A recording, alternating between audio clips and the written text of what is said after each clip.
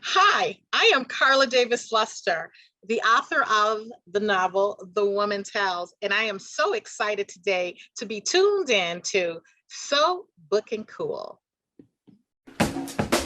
So booking, so booking, so booking cool. It's so motherfucking cool to listen to So Booking Cool. Welcome to So Booking Cool, it's Jewel B. Today's guest is a leader in fashion and business with her company, EKK Ventures, in which she owns a USPS store, and her clothing line, the KKZT Collection. She is behind the Chicago-based networking organization and scholarship of the same name, Building a Circle of Friends, also known as BACOF. The multi-hyphenate's background also includes corporate, including Mrs. Fields, Burger King, and McDonald's. In addition to being an entrepreneur, she is now living her dream of being a published author. Her debut romance is The Woman Tells, which explores the world of love between people of color, especially Black people. Here with us today, she is Karla Davis-Luster. Stay tuned for our conversation right here only on So Booking Cool.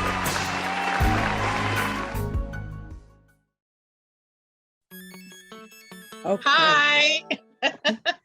Hello. How are you? Hi, how are you? So good. I'm so good. I hope you're doing well too, you know? I am. In the Windy City, I'm doing good. That's right. Chicago native. Mm-hmm. Yes. And yes. resident. So how has it been for you though? Like the pandemic, how have you been managing through that time? I think we all have just come up with something to help us get through this, because being confined is not something I think anyone likes, but it allowed me to, once I finished writing the book, I just kept it to work and just trying to just do more things, with the family and the children. So, and things that I have not been able to get to, the pandemic actually gave me time to do it. So it's been okay. I've managed. Yes. You have wanted to write a book for years, but you couldn't quite figure out what you wanted to write about. I'm curious to know what made you realize that you didn't know what you wanted to write about. How did you know that? I kind of researched. I went back and forth with what I write about my life story, and then I thought about it. I'm like, who would want to hear about that? It's a little boring probably. And then I said, you know what, the best thing to do is to just think about a topic that everyone can relate to, everyone would be interested in. And I've been in several couples groups at the church and different things. You go out with couples. I said, you know what? Everyone at any point in given time, they are talking about their relationship, somebody else's relationship. I said, you know what? And I'm very interested in that. I'm going to do this. I think this is the best route to go. So I just, kind of just went with something that I thought everyone would be interested in. And what have been the kind of books that you have been interested in your whole life so far? Relationships. I am definitely a Tyler Perry fan, huge Tyler Perry fan. I love the Zane Chronicles. I'm a romantic or whatever.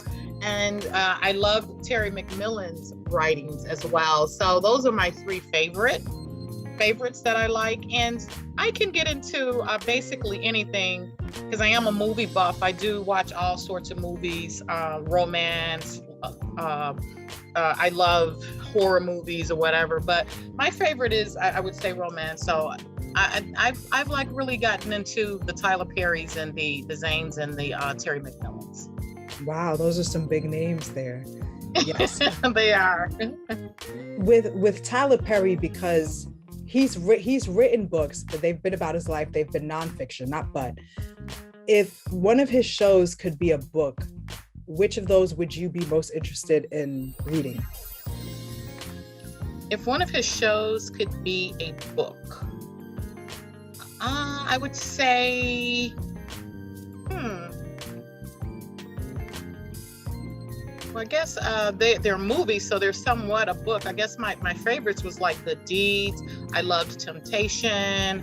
I Can Do Bad All by Myself. So I guess had they been a book originally, I'm not even sure if they are a book, I would have read those. I would have those. Oh yes, the Zane. Yes. Mm-hmm. What is it about romance that pulls you in?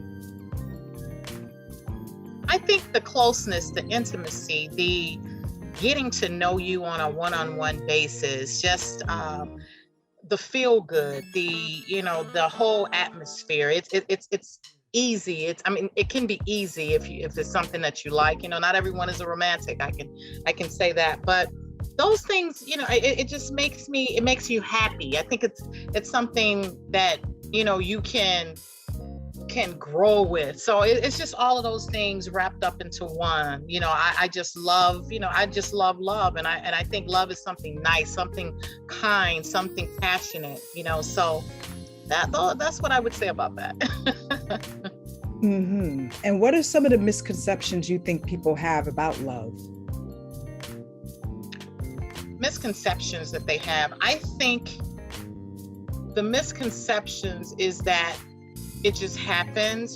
Sometimes you've heard the term, I fell in love at first sight and everything. I think when you are in love, or the love in general, it takes work. I think that you have to, and I say in my book, I talk about this, that you have to water it, treat it like a plant. There are all different kind of plants that we know. Some takes more water than the other, and some don't need a whole lot of water, like a cactus. However, at some point it needs watering, meaning that you have to make sure that you are nurturing it, in order for it to grow or to expand or do anything. You have to make sure that you're doing something. It's not just, okay, I'm in love and that's what it is. It takes work. Going back to when initially you couldn't quite figure out what kind of book you wanted to write, which happens, but you knew you wanted to do it. So when the moment came that you knew what you wanted to write about, what steps did you take to getting that story told? First of all, I did a little bit of, once again, I watched the movies, how, they kind of pull things together. And I already mentioned the people that I am very fond of. I watched a lot of those movies. I did do some research. I did interviews. Those were the most helpful with getting me prepared on what I was going to do, because you got to talk personally to people that's in a relationship, and the couples that I interviewed, I didn't just do African-American couples, Black couples. I did a mixture. I interviewed interracial couples. I interviewed a couple of Caucasian couples. I want to say, and one of the interracial couples was an African-American male and a Japanese female. So I tried to mix it up just to see. They all had like the same questions, and the questionnaire, I don't have it before me, so I can't even, think of some of the questions that I was asking. But I wanted to keep what I asked each couple questions the same, to see what kind of variances and everything that I get from that. So I would say in preparation, I did that. I tried to gather my facts, and then it was a matter of being organized. I needed to manage my time, because you're working, you have a lot of things going on, and I have a lot of entities going on. And I had to make sure that I dedicated time to writing, because it took me 1.5 years due to the fact that I had so much going on. However, when COVID hit, I had more time, but time can get away from you. So I made sure that I scheduled out time to do things and kept it organized, and just made sure that I was on the right track. When I would get through with a chapter, I would occasionally send it to someone and say, what do you think about this? Just someone that, I knew that could give me some great feedback and would be honest with me. So I tried to keep everything on point. Writing takes a lot of discipline as well. So those are some of the things that help to, get me started and get me on the right track. And when writing is difficult, how do you get over that? You have to be, first of all, to get over that, to do it, it has to be something that you want to do. I've heard a lot of people say, I want to write a book, I want to do this. It's glamorous or whatever else. However, you have to really be committed, and it has to be something that you really want to do, because when you start writing, and then, you can, like be writing and think that oh wow, I know that I've done a lot, and you might just have 4 pages worth of information. So you've got to be dedicated to it. You have to really, have an imagination if you're going to do fiction, and you have to make sure that this is something that you actually want to do and that you like it. One thing that I tell my kids, make sure whatever career you choose, it's your choice, but make sure that you really like it. It's not just something that you think looks pretty or glamorous and everyone else is doing it. Make sure that that's something that you're passionate about. And I'd say, if you're going to write, make sure that you're passionate about it. And going after your passion was something that your mother encouraged in you, right? At a young age? Yes, she did.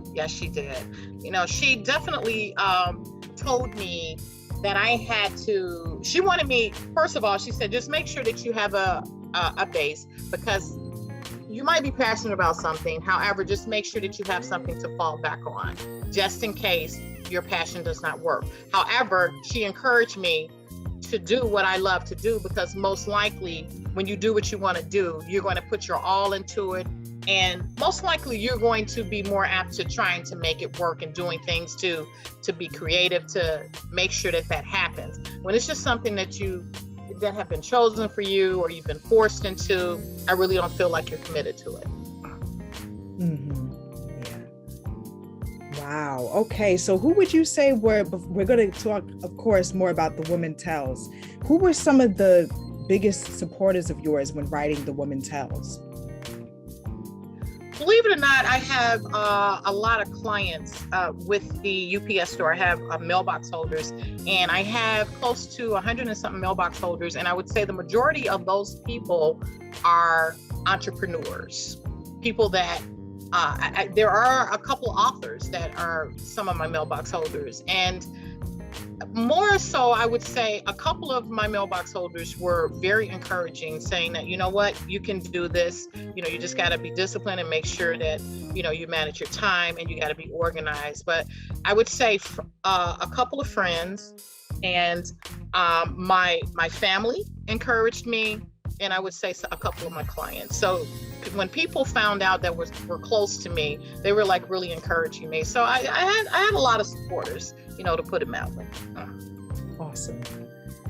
Tell us how The Woman Tells came to be, like more specific. Do you remember where you were, and how did you come up with the title, and what is it about? All of that good stuff. Okay. The title, The Woman Tells, I wanted something that was catchy, and you're talking about a woman telling something. Everybody's going to, I've got this question more times than none is what does that mean? What is she telling? Everybody wants to know, what is she telling about? What is she talking about? Who is she telling on? And the funny part is that I get men like, what is she telling about? So that made it so I'm like, okay, right there, I think I chose the right title. So I wanted something that everybody would ask the question, what does it mean? And get their curiosity going. The cover, I'm not sure if you've had a chance to view it. It's a lady's face with a tear, and mysterious. So along with the title, I wanted the page, the cover to be very mysterious, to make this title, and look at this cover. What is that about? To make you initially pick it up, because there are some books that you look at it, they're pretty, whatever. It doesn't like move me one way or the other, so I don't even pick it up. They could be the best written books in the world, but you have to capture your audience in the beginning. That's even with speeches, whatever. You have to do something to connect. And when I chose that title, I was just thinking I needed a title to connect. I am telling a story. It is about a couple, and the woman is telling something. So that's what made me choose that. What would you say would be the other genre besides romance for The Woman Tells? Is there a subgenre at all? I would say it's kind of because the book does not it's just not like just a romance novel. It actually, the way I wrote it, each character tells their story. They give they tell the whys. To me, it's kind of a a teaching book. You know, it's a book that kind of give you ideas, or it kind of motivates your thinking. So where would you put that? I don't know. It's listed under general romance and things of the sort. I don't know. I would say I don't know where to put it. Well, it's you know, it sounds super interesting and compelling. It kind of sounds like an anthology. I don't know though. Is it focusing on different characters, different couples? It's focusing on one couple. However, that couple bring other people into the mix because they're cheating on each other. Oh. So you have they have a mistress. The man has a mistress. The woman has a mistress. However, he's not called a mistress. He's called a paramour. That's a French term for a male mistress. So she has a paramour, and then the characters, the paramour and the mistress, everybody tells their side of the story. And when you get to the actual mistress of the husband, she actually has her own story that expands a little bit, and you get into her background and what triggered her and how did she become the person that she is. And I think the reason why I wanted each one of them to be able to tell their story, because people just kind of finish the sentence and make it up. And when you hear mistress, you just automatically have this thought of what that person is. However, you know, I give her the opportunity to tell her background. She's actually married. She's actually been through some stuff. Her husband has actually taken her through, and she's like at bitter point, you know. So I wanted each character, and I'm just talking specifically about her because each one of them tell their side. I wanted each one of them to be able to speak to their, you know, speak to who they are and why they do what they do. Wow. Do you think people who have these types of relationships in real life will see themselves in The Woman Tells? Absolutely. Absolutely, without question. You know, I've had people that have read it already that know me, you know, that's close to me. Were you talking about me? I'm like, if you see yourself in it, then, you know, I think I did my job. However, I don't, here's the thing. When you read the novel, no one, until I say something, has like even thought about, I don't give anybody a name in the book. I talk about, I demonstrate or talk about, you know, something, you know, like a few like female friends that the husband had and the paramour had. However, it's like I give them nicknames, but throughout the entire book, no one has a name and no one ever picks up on that. Ah, so this is written in first person, I'm guessing. Yes. Yeah, you know, I did see your disclaimer that does mention that, you know, about the names, basically what you said. Uh-huh. It's purely coincidental. But I'm also thinking back earlier, like not long ago, when you mentioned the interviews that you were doing. Did you interview people to help you? I'm on your website and that's H.E.R, right? The singer H.E.R? That's yes, that's the singer H.E.R. Against Me is the music that you hear playing. Okay, yes. So what inspired that? It's what she says.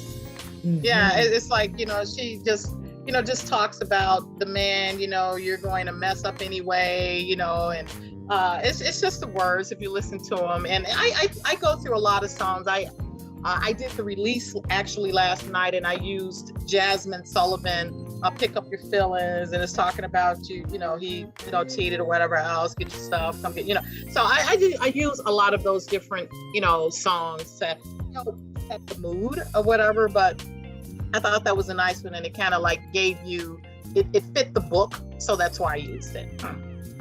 Yeah, absolutely. I think people will definitely pay attention to the song and the lyrics, and just the fact that you even decided to have it play on your website as well. Like, well, you're a businesswoman, but yeah, did you see that as something that was just a smart thing to do, to have the song play and to have like a soundtrack for your book? Absolutely. I thought that was, you always want to, whatever you can do to attract and market whatever product that you have. I am a big advocate that that's what you should do. What makes sense, what helps it to flow, what helps it to, move traffic or whatever. It has to work. Also on my website, I don't know if you've gotten to that point, there is a 30-second movie clip that I have two friends that act. They did that for me. And I wanted to, if people were, well, what really is it about? If you watch that movie clip, that kind of takes you there of, oh, this is what this is going to be about, a couple and they're having issues. And then the wording that they had, they exchange between each other, you kind of know where it's going. So that's why I always invite people to go to my website and look at the 30-second movie clip.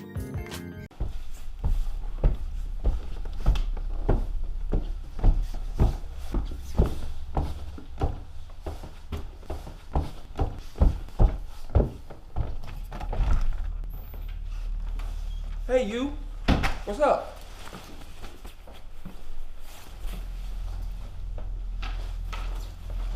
What's up? What's up? You know what? All you do is lie. I saw your talking to her. Talking to who? Oh, hush. That girl is married and has a family. And what the hell does that mean? Being married. Since when that stopped anybody from getting what they want? Woman, you need to chill out and start taking care of your business. If you was taking care of your business like you supposed to, you wouldn't have to worry about her. Why don't you do this sometimes? Why don't you cook sometimes? When it came to, just so smart, yes. When it came to coming up with the characters, do you feel like they dictated what they did in the story? Were you having dreams and everything about your characters? They did, like I say, and you probably have seen it in the press release, I've written it, and more so in the press release, it says that the things that I'm talking about and the things that I put in the book model after real life scenarios, which are true. And I can say, I have like a ton of friends, family members that the scenario may not be exact. However, somewhere down the line, something similar or whatever happened. So as the author, I wanted to embellish that, pull from different experiences and put them together. I will say that, any and everything is pretty much somewhere, somehow it's probably happened. And that's why someone is thinking about it and writing about it. And I can't say that I dreamt about it, but the thought of me doing it, of course, I've had conversations and have seen things and or whatever that really triggered me to write like that. And also in the press release, I saw how, you believe Black love is such a powerful force between two people of color. Why is that? And when did you start to feel that way? Well, I do the disclaimer that I don't take anything away from any of the other races, and I always like to say that first. I always feel that if there's that you have a better shot at, the more commonality that you have, the more things that you have in common, the more things that you can relate to the same, and that you don't have to overcome certain things.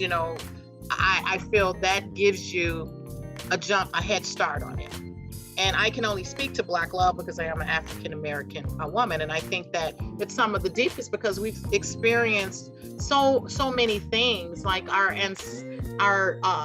spirituality. We share, like with food, you share, just different backgrounds, upbringings, how our ancestral lineage, all of those things, go into play when you can share that. I have a lot of conversations with people, and just by sitting down and talking to them, is, what do they say? It's 6 degrees of separation from everyone. And it's probably less than that now because there's more people in the world since that movie was actually, that came about. I just think the more things that you have in common will help to seal the deal and help that bond to be, really, really good. And I say that too because I come from a family that you could probably say that we are the United Nations. There are a lot of interracial couples in my families and stuff like that. And I just see the interaction, just some of the small things that they've had to overcome as being like from the same kind of culture, you don't have to even discuss certain things because you already know the code, you already know the guidelines on it, or you already know what it's about, rather than you got to teach someone this, do that. And that might be your thing. However, but I just think that the more things you have in common, the greater chance you have at making it work and being successful. Mm-hmm. And speaking of dating and love and relationships, do you think that COVID has been a good time for people to find love? It's funny you should ask that. Okay, I do have a UPS store, and I will bring UPS into the mix of the Woman Tells. And the reason why I say that, we ship a lot.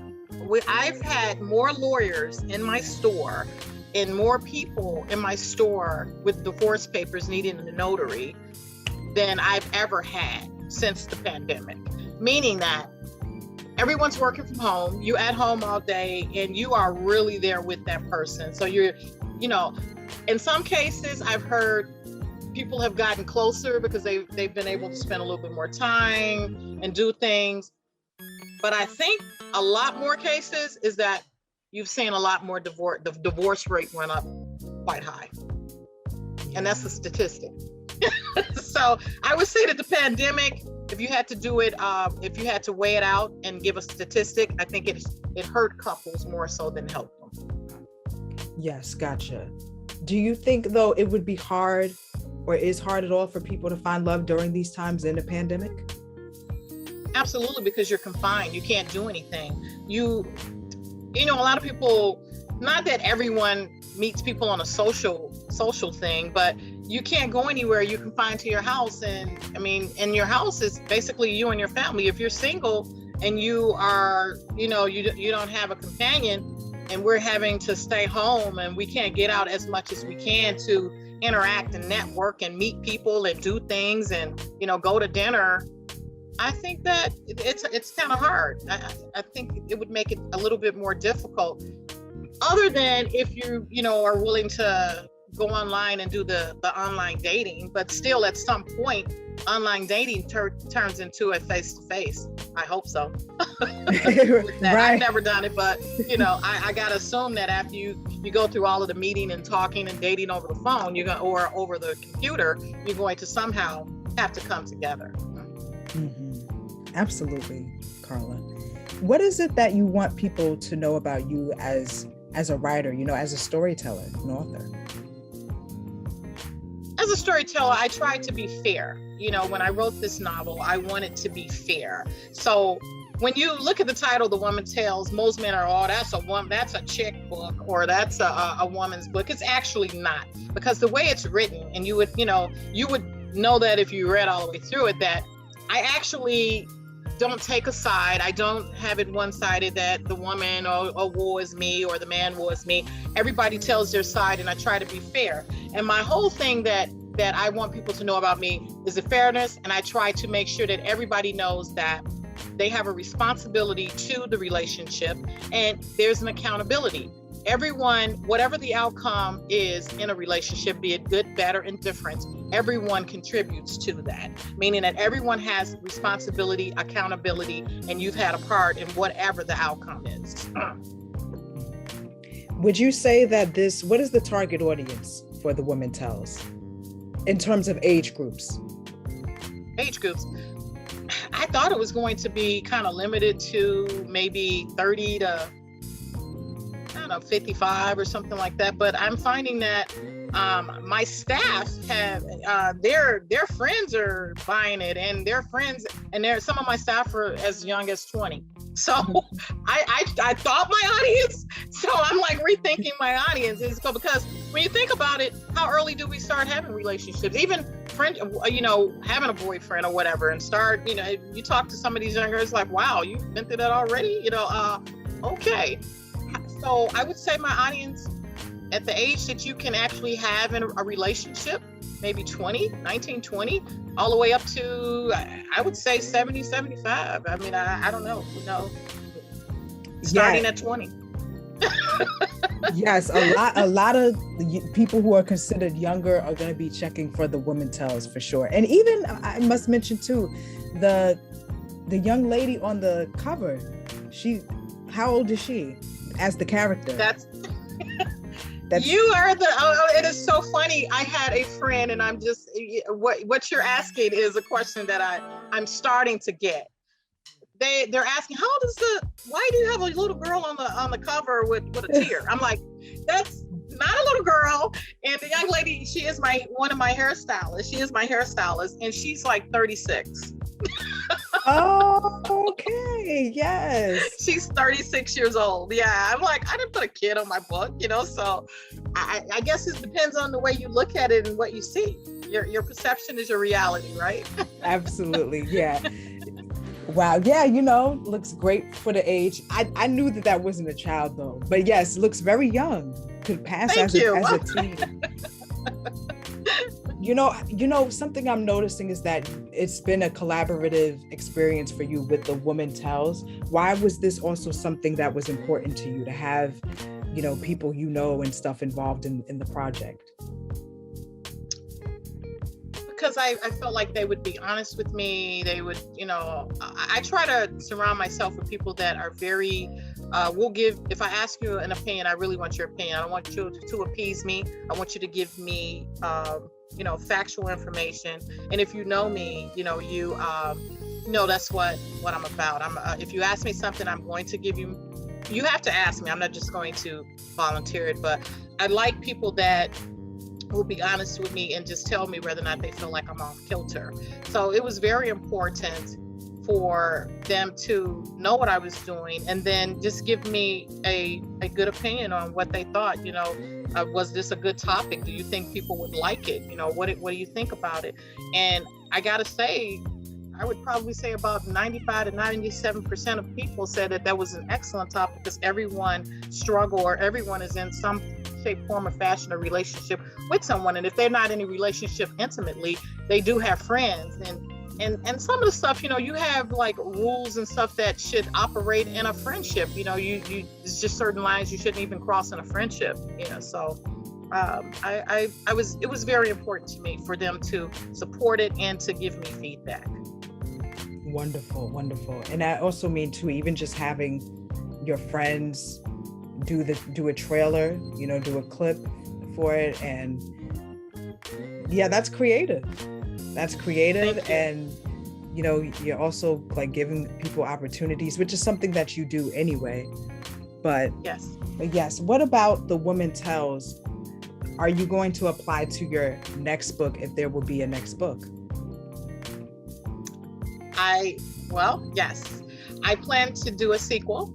I'm just trying to decide which direction am I going to go in. Will I just continue this story and just keep these 4 characters in the next sequel, or will I branch off and start to write about each character individually and then circle back and bring them all back together? So that's just something that I'm already thinking out. I'm, still in the process of trying to get this book, definitely to where as much as I can get out of this one. I would love for it to become a movie, this particular novel. And then I think that the sequels and stuff, I am starting to try to decide which route I am going to go, but I plan to make it a sequel. Oh, wonderful. And it has movie material written all over it. It really does. I hope so. Do you know anybody who would be a part of your dream casting for any of the characters? I know one. Okay. And you're probably gonna laugh, and every woman gonna be like, yeah, Idris. I would love for him to play the paramour. That is perfect. Yes. I would love for him to be the paramour. I'm like, I think he would eat it up. So yes, I would. So that is just the one character. Outside of that, I would love to, if it became a movie, my 2 friends that actually did the 30-second movie clip, I would love for them to remain the characters that they are. And then all of the surrounding characters, I would cast those. And like I said, casting a paramour, I would have to do that. I would have to cast the mistress or whatever else. But I thought if you watched the movie clip, I thought they did a pretty good job. To give them an opportunity, a new person, just trying to get their feet wet and whatever. I think it would be great. Yes, absolutely. Yeah, to keep them, yes, for sure. Yes. You already have those two, ready, I would say. And I don't think that the wife, my friend that played the wife, would object to Idris being the paramour. I don't think so. I think she would welcome that. Karla, I also just want to get your thoughts on friendships between men and women, or assuming a heterosexual men and women. Do you think that that's possible for them to strictly be friends? That's something that people have so many opinions about. I would say yes, because I have one of my best friends happens to be a male. He has been around me when I was in McDonald's Corporation is where I met him. He came to work for me, under me as a manager. I trained him, and we just developed this, I call him my son. We developed this friendship that is just a wonderful bond. And he's been around me, with me, childbearing, everything. And it's been strictly just friendship. It's never been anything weird about it, and even when I've been dating my husband or whatever, no one has ever questioned the relationship as far as me having this male as one of my really good, my best friend. Because I think in order to do that, it can't be a thing where I think there's even a little bit of an attraction because that on either side, because that would make it difficult, because you could have one liking the other, and then they're really, when you're asking them opinions about someone you're dating, it could be lopsided because they're jealous. It has to be strictly that there is no intimacy, interest in that person whatsoever, and I think that it can be done. But when you start dipping, we did this, whatever, it could get messy or get into muddy waters. So it can be done. It's just having boundaries and just the nature of it, and what kind of relationship you guys have or have had. Yes, thank you for that. And when it comes to writing, are you someone who can write with music on? I wrote The Woman Tells Her music on. Aha. Very soft playing music. It was I had my own place, one of my office. I have another office. I was there. I put on the music that I like, soft, and some of it actually, the music I think helped me to even write more, because it puts you in a mood depending on the song that's coming in. And I like a lot of easy, smooth listening music. I love Janae Aiko. I love, who could I say, Jill Scott, and all of those different females. What is it? The Sullivan young lady that I've used. I love her. I love, so I have all that on, and to me, it just feeds my juices and gives me just motivation. What advice do you have for debut authors when it comes to feeding their juices and motivation? You have to find something that gets you going. If maybe it is quiet, not everybody can write. Not everyone can write with music. Some people may have to have, it's totally silent, but you have to know yourself and know what helps to boost you. Maybe it's no music, however, your coffee, or maybe it's no music or maybe it is music. Whatever that can get your juices flowing is what you need to do. I can't call it. You have to know yourself. And I would say just reach back to possibly, if college years. What did you do to get yourself going to study for something? But you have to have some kind of mechanism that will motivate you to keep going, because if you don't have that, then you're gonna get stuck or whatever. And if you get stuck, take a break. And then come back to it. Don't just keep pushing through, because you're just burning yourself out. You may need to chill out and say, okay, I'm gonna take a day or two and chill out, because I'm fried and I've just maxed out, and then come back to it. Karla Davis-Luster, everyone. Karla, Thank you. Thank you as well. You're very welcome. Okay, would love to talk with you again in the future. And thank you again for coming on So Booking Cool, and let everyone know how they can get the Woman Tells and anything else we should be looking forward to with your romance novel. Thank you so much for the opportunity. I really appreciate it. You can purchase the novel. I am on Amazon. On Amazon, you can get the ebook for your Kindle or the download. And also you can purchase the paperback on Amazon. I also have my website that I like to initially invite everyone to go to, because there are more things that you can look at pertaining to the book. I have the 30-second movie clip that I think that you would absolutely enjoy. I also have a free download. It's a sneak peek of the novel. You can download that as well. That's on there for free, as well as you can pay for download a PDF version, and the paperback is also on my website, www.thewomantells.com. And you can also get my book on the Black Shopping Network. You can follow me if you just remember The Woman Tells. That is my IG, my Facebook, and my Twitter. And if I do have a YouTube page, but you have to type in The Woman Tells by Karla Davis-Luster, because everybody out there telling something on YouTube too. So you have to put my entire name in there. It looks like, for people to actually get to me. So The Woman Tells by Karla Davis-Luster. I'm there. I do a few things on TikTok or whatever. So if you remember The Woman Tells, you will find me. Okay, everybody, make sure you check that out. Great stuff coming out. I see a lot of great things like in the future too for The Woman Tells. Thank you so much. No problem. And thank you to all the listeners. Until next time. So Booking Cool.